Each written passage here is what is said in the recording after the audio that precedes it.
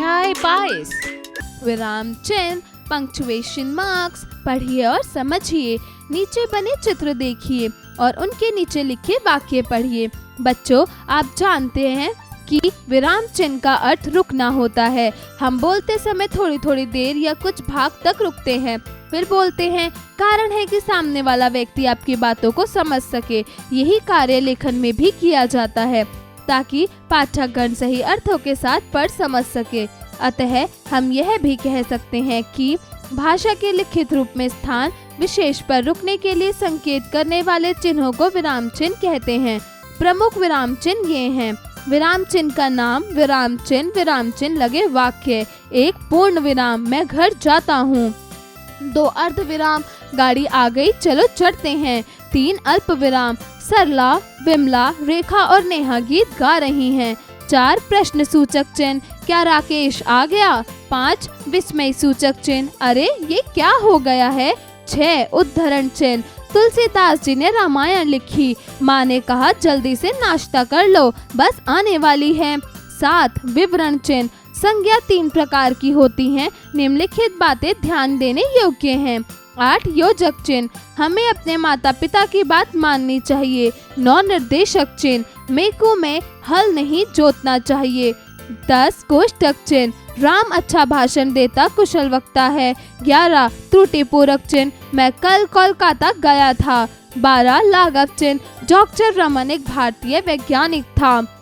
1 पूर्ण विराम चिन्ह, यह चिन्ह प्रश्नवाचक चिन्ह वाले वाक्यों के अलावा सभी वाक्यों के अंत में लगाया जाता है, जैसे नरेश पुस्तक पढ़ रहा है, कमला रस्सी कूद रही है, चंचल साइकिल चला रहा है।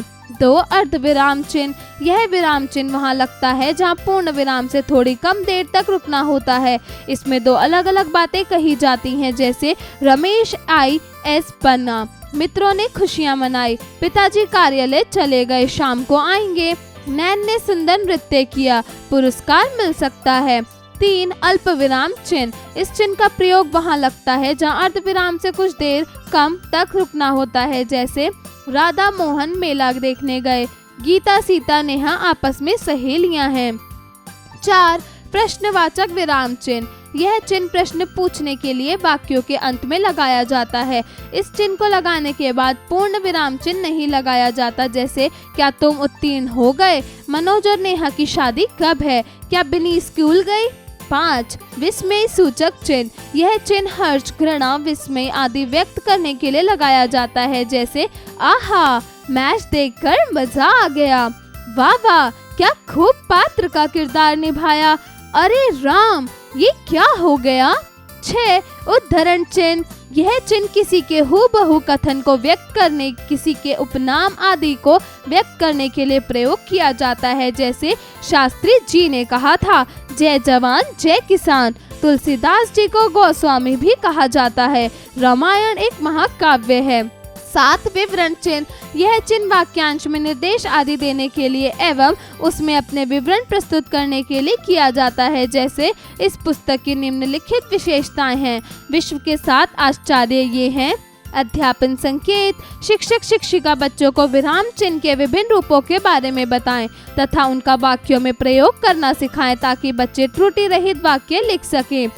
8 योजक चिन्ह, इस चिन्ह का प्रयोग सामासिक पदों के बीच तुलनावाची शब्द सा, सी, से आदि के साथ लगाया जाता है, जैसे दिन रात मेहनत करने से ही सफलता मिलती है, नीलांजना का मुंह चांद सा सुंदर है, भीष्म सा पुत्र होना दुर्लभ है।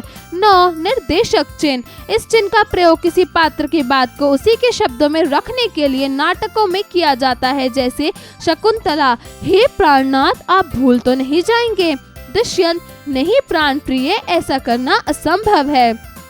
10 कोष्टक चिन्ह, कोष्टक चिन्हों का प्रयोग वाक्य के बीच कठिन शब्दों को समझाने उपभेद करने के लिए किया जाता है, जैसे हमें अपने मतों वोटों का प्रयोग अवश्य करना चाहिए।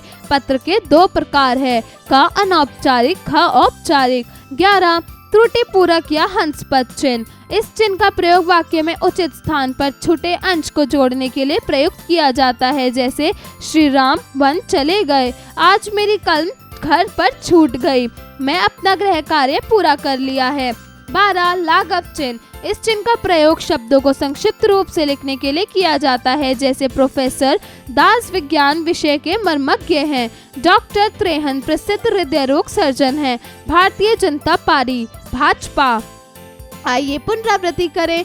विराम शब्द का अर्थ रुकना होता है। विराम न लगने से वाक्य का अर्थ कुछ और समझ लिया जाता है। विराम 12 प्रकार के होते हैं। विराम चिन्ह, पूर्ण विराम, अर्ध विराम, अल्प विराम, प्रश्नवाचक चिन्ह, विस्मय सूचक चिन्ह, योजक चिन्ह, उद्धरण चिन्ह, कोष्टक चिन्ह, लाघव चिन्ह, हंस पद या त्रुटि पूरक चिन्ह, निर्देशक चिन्ह, विवरण चिन्ह। अभ्यास कार्य, मौखिक कार्य, स्पीकिंग स्किल्स। दिए गए वाक्यों के उत्तर बताइए।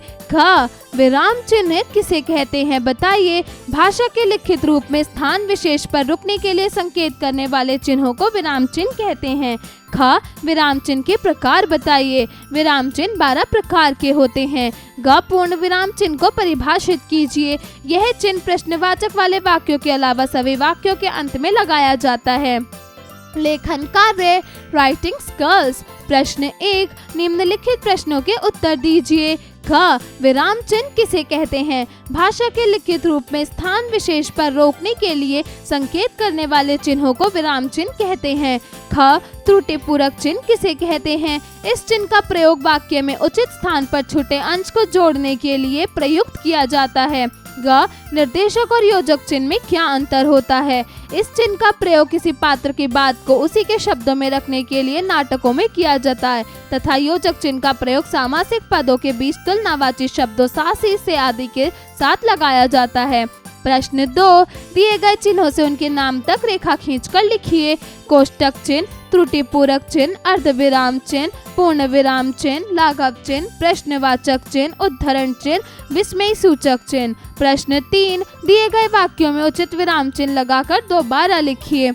क नंदन, मनोहर, रंजना, कविता और सुरेश ने नाटक में भाग लिया। ख वाह क्या बात है, मुझे तुम्हारी जीत पर भरोसा था। गा तुलसीदास को गोस्वामी भी कहा जाता है। वे राम के भक्त थे। घ अध्यापिका ने कहा चलो आज कुल खेल खेलते हैं। प्रश्न 4, नीचे दिए गए शब्दों में लाघव चिन्ह लगाइए। ख केंद्रीय माध्यमिक शिक्षा बोर्ड। ख राष्ट्रीय शैक्षिक अनुसंधान एवं प्रशिक्षण परिषद। घ कृपया पन्ना उल्टिए। घ भाभा परमाणु अनुसंधान केंद्र। ड़ काशी हिंदू विश्वविद्यालय। प्रश्न 5, दिए गए अनुच्छेद में यथोचित विराम चिन्ह लगाइए। मैंने जब रजनी को देखा तो अवाक रह गया। उसके व्यक्तित्व में अत्यधिक बदलाव आ गया था। वह एक चंचल लड़की अब काफी गंभीर रहने लगी थी।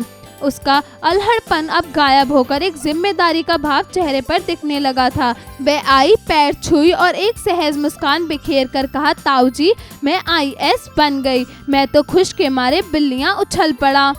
सोचे विचारे, क्रिटिकल थिंकिंग। प्रश्न 6, किसी वाक्य में विराम चिन्हों का प्रयोग वाक्य में रुकने के लिए किया जाता है तो जरा सोचिए। अल्प विराम चिन्ह तथा अर्ध विराम चिन्ह एक दूसरे से किस प्रकार भिन्न हैं। खेल खेल में, ब्रेनस्टॉर्मिंग एक्टिविटी। प्रश्न 7, अपनी पाठ्य पुस्तक में से विराम चिन्हों को ढूंढकर उनकी सूची बनाइए। प्रश्न 8, अध्यापिका अध्यापक कक्षा में कुछ विराम चिन्ह श्याम पट पर लिखकर उनका वाक्यों में प्रयोग करवाएं। प्रेरणादायक मूल्य, हम किसी वाक्य में विराम चिन्हों का प्रयोग रुकने के लिए करते हैं, वैसे ही हमें आचरण को बेहतर बनाने के लिए उसमें थोड़ा ठहराव आवश्यक है।